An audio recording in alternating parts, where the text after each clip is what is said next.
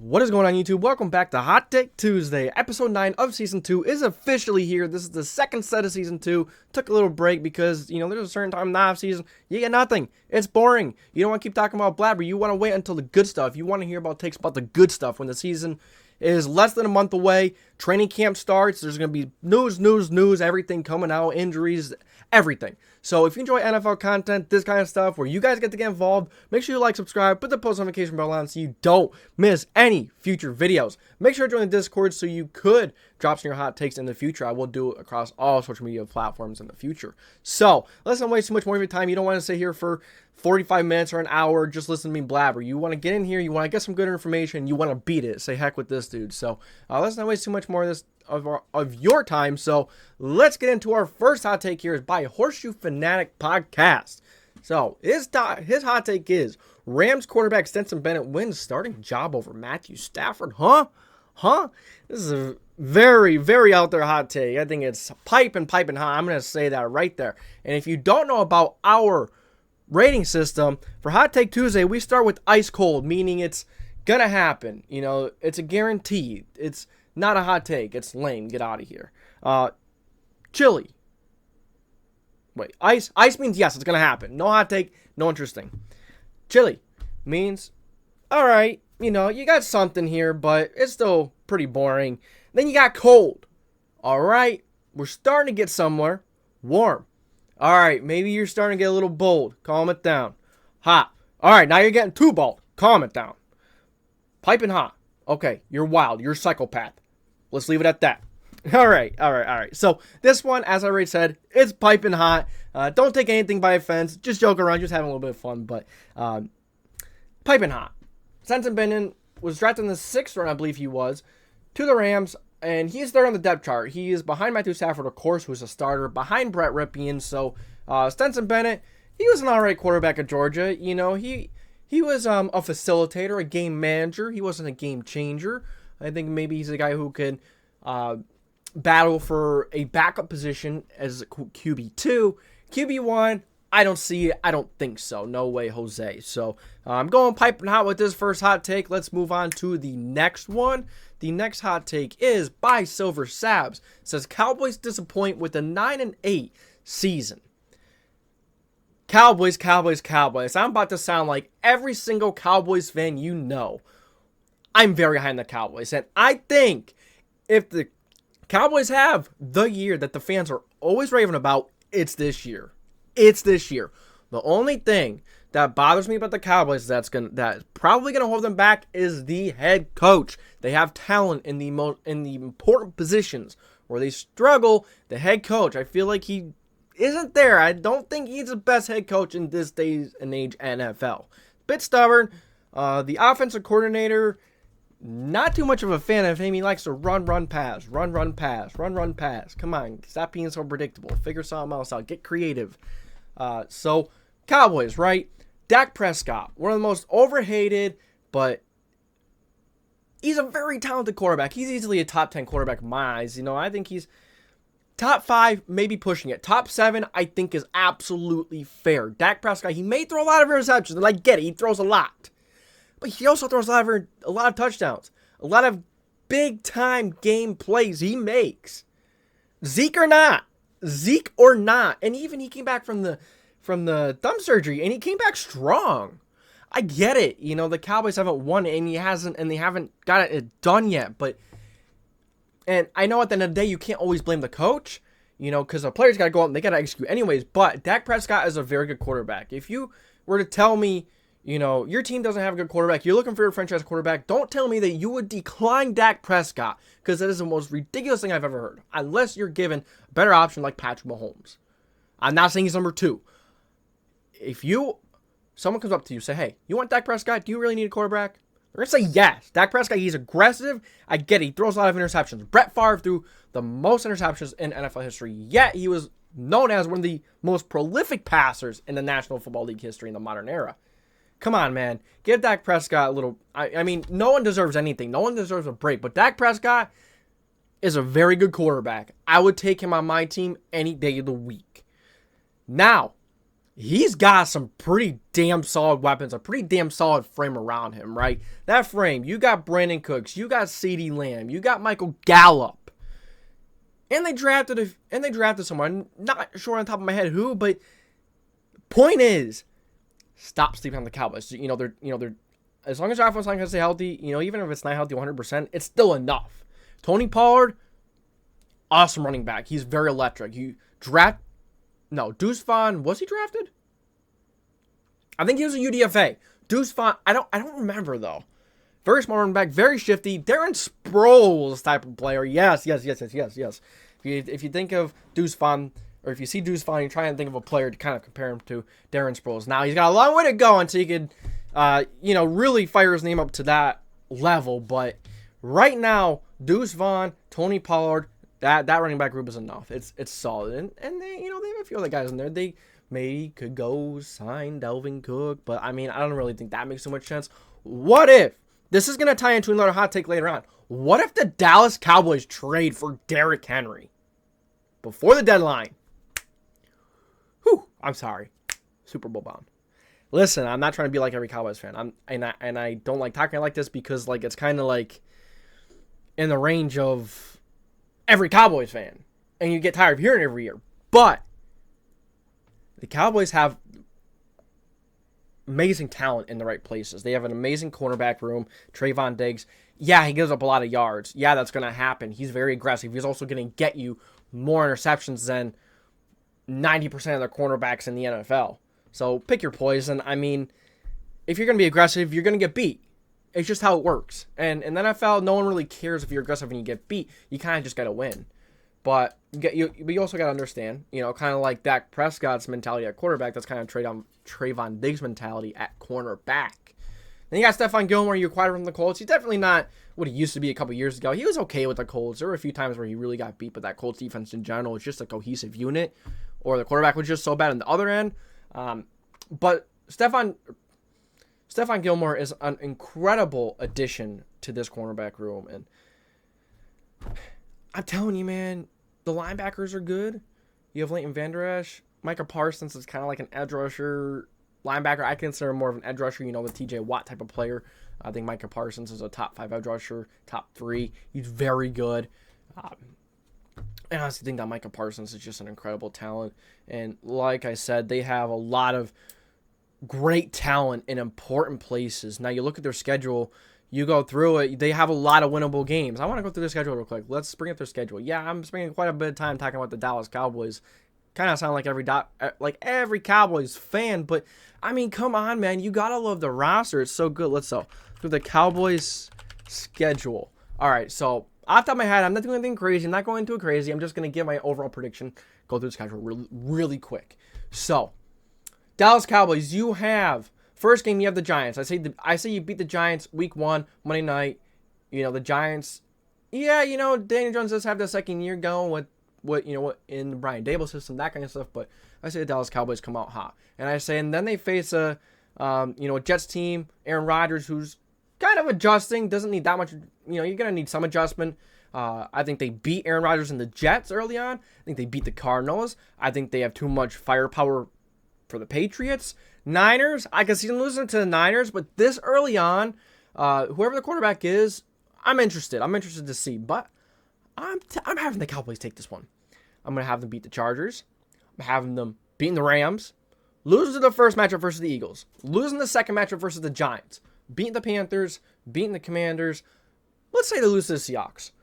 Then let's say they beat Let's say they beat the Eagles the second time around. Let's say they beat the Bills. Then let's say they lose to the Dolphins. Say they lose to the Dolphins. They beat the Lions. And they beat the Commanders. So I had them losing to the Niners, Eagles, Giants, Seahawks, Dolphins. That's 4 losses right there. Now, they could lose to the Bills. Maybe they beat the Dolphins. They lose to the Bills. Maybe they end up beating the Niners and they get upset by another team here. But honestly, man, this Cowboys schedule is not that bad. It's not as bad as you think. watch out for the Cowboys this year, man. I know, like me saying it myself, I'm like, we hear this every year and it never happens, but this is a special team. And if they don't do well, I'm blaming Mike McCarthy. Depending on the tape and how everything goes, yes, of course, you can't just blame the head coach, but the players ultimately have to go out there and play themselves.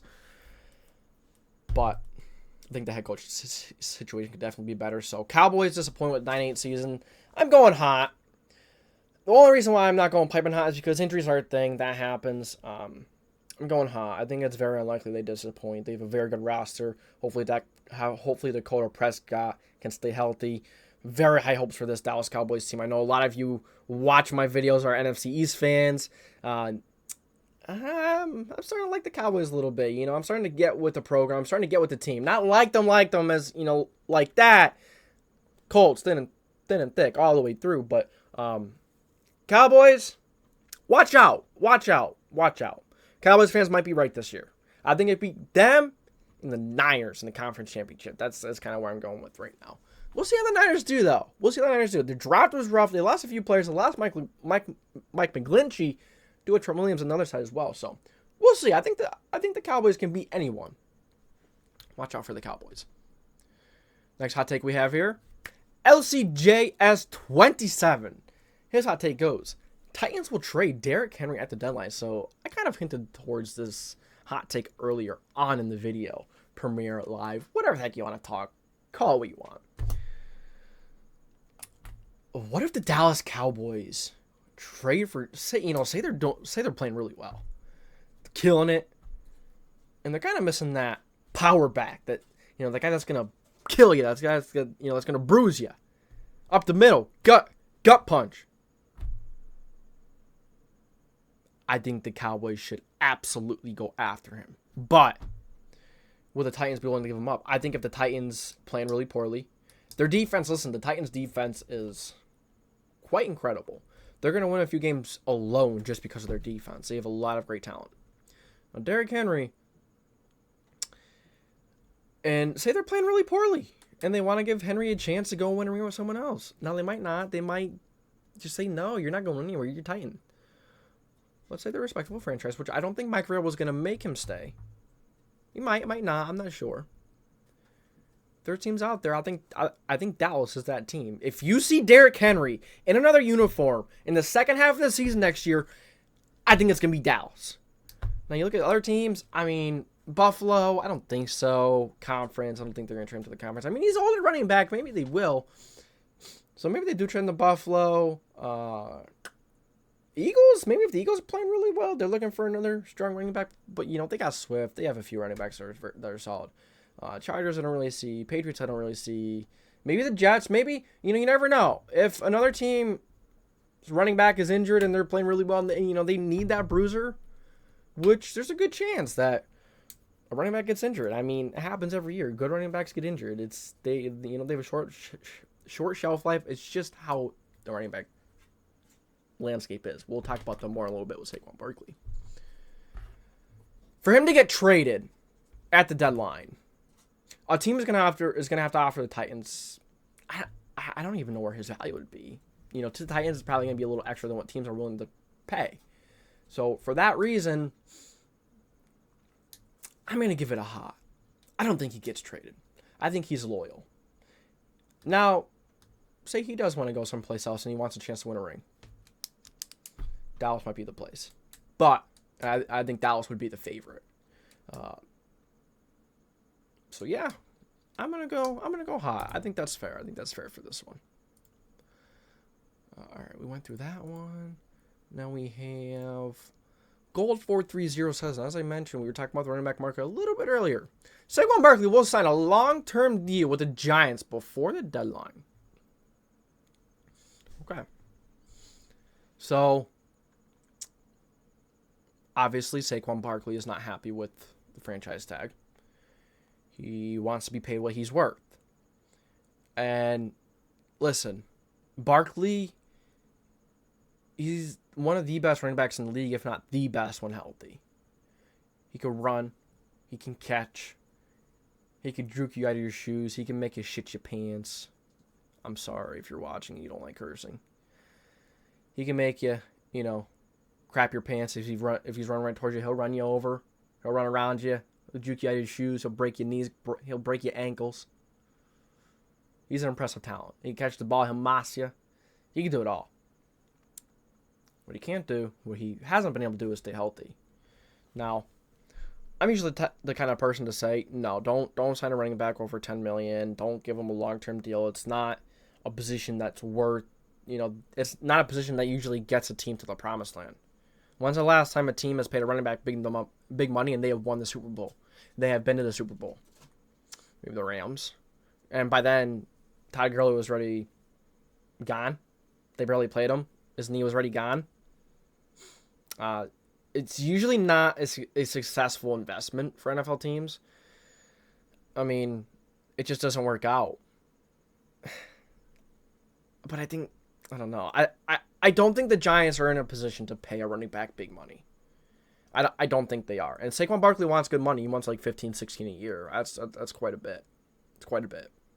Now, we'll see when Jonathan Taylor gets paid. Maybe they're waiting until Jonathan Taylor gets paid. Maybe they're waiting until another running back gets paid. And then going from there. Because, Barkley has had a very good season. His rookie season was very good. Last year he was very good. It's just, he's already shown the tread on the tires. He's already shown the tear, the wear and tear, and ACL tear, injuries here and there, ankle problems. And being a running back, and right now, the running back market is... No one's even signed Dalvin Cook yet, who a year and a half ago was considered a top 5 running back, top 10. On the market now? Yeah, just goes to show.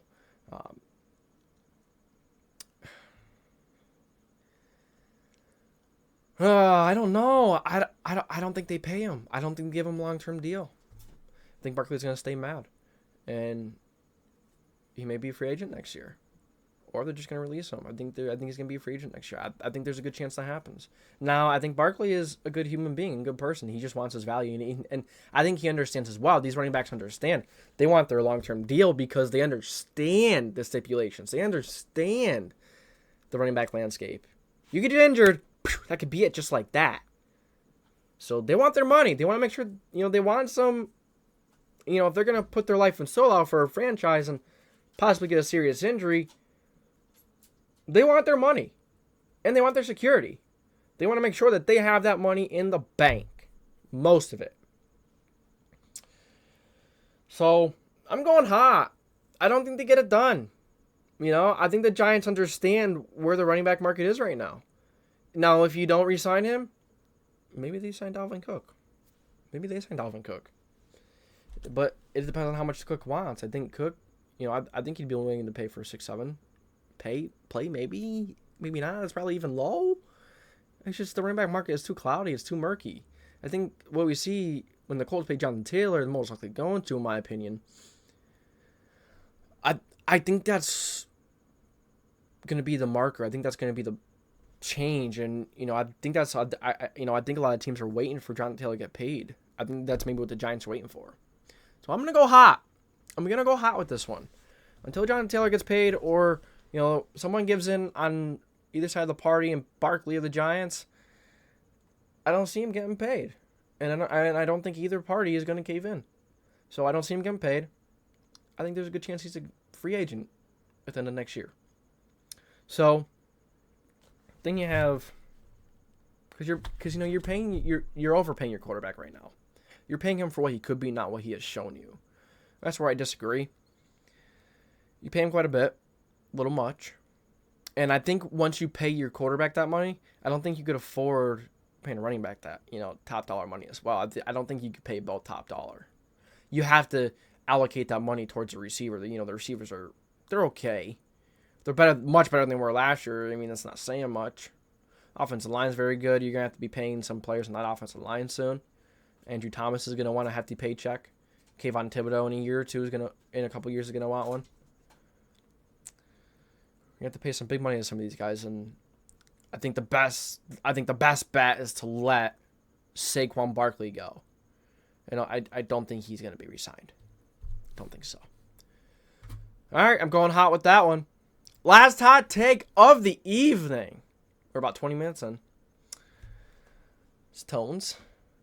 He goes, Broncos go 2-4 in divisional games. Like, I kind of botched that spelling a little bit, you know. I make mistakes. I'm not great yet. But still, finish second.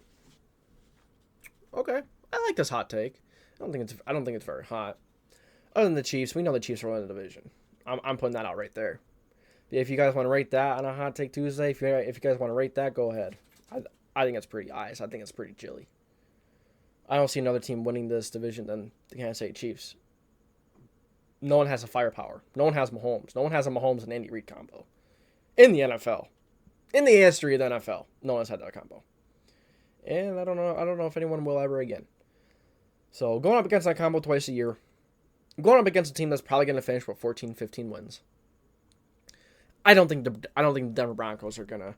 I don't think any other team is gonna finish first, and I think that's why he's arguing second, not first. So really talking about Chargers versus Broncos, in my opinion. I mean, the Raiders, they have a good football team. They have some good players, but they don't have enough. That defense is very bad. Jimmy Garoppolo's in the system, but he knows with Josh McDaniels. But let's see how he does with Josh McDaniels and not named Bill Belichick. I don't think the Raiders are going to be able to do much. I mean, you have Adams. Other than that, I'm not sure. Max Crosby is an incredible edge rusher. Devontae Adams and Max Crosby are their top two players. I mean, who else is going to make that difference? You don't know. They don't have enough firepower to be anything but the basement. The Chargers, I mean, at least they have some nice firepower, and Justin Herbert is a very good quarterback, top 5, top 7 quarterback, however you want to look at him. I think he's top 5. So they go 2-4. Let's say both of those losses are to the Chiefs. Let's just say that right at the bat. Let's say one each to the Chargers and the Raiders. And let's say you beat the Chargers once, and you beat the Raiders once. I think that's fair. I think that's very predictable. Now, will they finish with a better record than the Chargers? Let me look at the division they're playing real quick. So, Chargers. No, let's look at the Broncos schedule. Broncos schedule. Let's see who they're playing. So let's see. Are they playing? Okay, so they're playing the Commanders. Looks like they're playing the Lions, the Packers. Looks like that division is playing the NFC North. So they're gonna be facing a pretty interesting division. Very difficult division to predict. No more Aaron Rodgers. You have Justin Fields, who could either blossom or be average. Jared Goff, we're going to see if he's going to take another cliff down, if he can keep it going. Vikings, we're going to see what they come back with. I think the Vikings are going to win the division again. I think that's going to be my prediction, either the Vikings. I think the Vikings are going to be a pretty good team again this year. Were they weirdly good last year somehow? Yes, but I think the defense is going to be better. I think that team is going to be better in general. And the head coach is going to have a second year under his feet. Kirk Cousins, maybe the thing holding them back. Kirk Cousins is a solid quarterback, but he's not great. He's not elite. He's not going to win you the Super Bowl. But he could win you the division. I just went on a rant. A completely different division. I apologize. Quite off topic. But Broncos go 2-4 in division. So the Broncos, let's see, playing the Raiders. Let's say the one week 1 they're playing the Commanders, Dolphins, Bears. I think 3 out of the 4 first games are very winnable. They have a good defense. They have a pretty good defense. Who the heck is their quarterback? I'm blanking like crazy. Russell Wilson. I guess we'll see what Russ is going to do. I think Russ has been overrated throughout his career.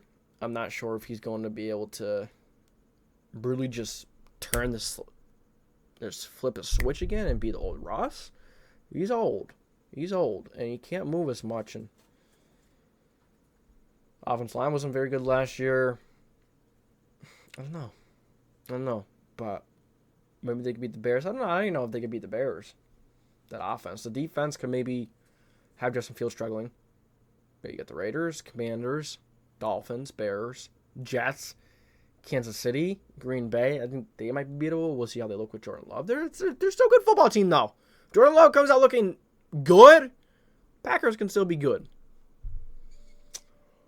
Chiefs again, Bills, Vikings, Browns, Texans, Chargers. That's a tough schedule. And the Chargers are going to be facing similar teams, but I think the Chargers are more well-suited. So, I'm going to go hot. Just because I think you're banking on a lot with Russell Wilson trying to come back, bounce back, and make that big leap back to where he was, somewhat back to where he was. But on the other side, with the Chargers, you have Justin Herbert. You have a few weapons there. You just drafted Quentin Johnson. The offensive line is going to look better. Is the defense going to struggle with stopping the run? Is the defense going to struggle in general? Probably. But, at least they have some firepower in offense. I'd rather some pretty damn nice firepower in offense and, a top 5 quarterback than having to hope on a rush 33, 34.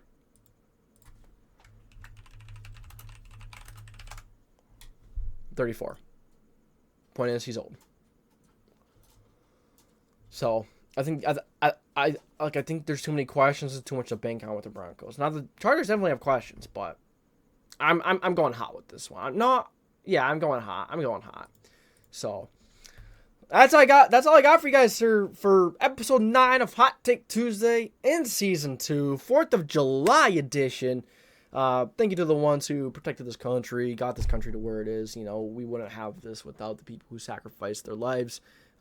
Appreciate them, and I appreciate you guys tuning in and making it to the end of this almost. I said I didn't want to keep you here for long, and then here I am half hour later. But damn good episode. You're gonna enjoy it. So if you stuck through the whole thing, thank you. Really appreciate you joining Discord so you could be in these in the future. Have your name featured. Get your hot take up on the board, and let's have a little conversation. So that's all I got for you guys today. Thank you for tuning in to the JDW Sports Talk Show, where your fans welcome. If you enjoyed, make sure to like, subscribe, put the post notification bell on so you don't miss any future videos. This is JDW Sports Talk Show. I am signing off. I'll catch you next time. Don't know what that is. Don't ask.